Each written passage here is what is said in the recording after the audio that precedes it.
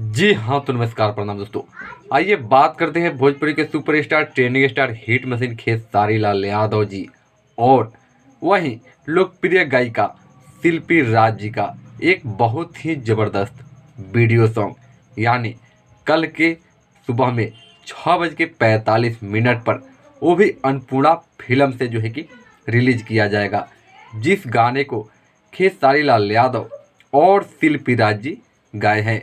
वहीं इस गाने को आप सभी के प्यारे राइटर एवं हमेशा विवादों में बने रहने वाले जो है कि अखिलेश कश्यप जी लिखे हैं और वहीं अखिलेश कश्यप जी के ही अन्नपूर्णा फिल्म्स की कंपनी से जो है कि इस गाने को रिलीज किया जाएगा, जिसका नाम है कजरा।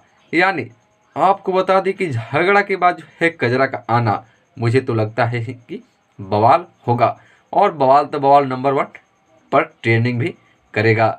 तो दोस्तों इस गाने को भी ज़्यादा से ज़्यादा जो है कि शेयर कीजिए और ट्रेंडिंग में ज़रूर लाइए। तो चलिए दोस्तों, मिलते हैं फिर कल सुबह में उसी गाने के साथ। तब तक के लिए दोस्तों गुड नाइट।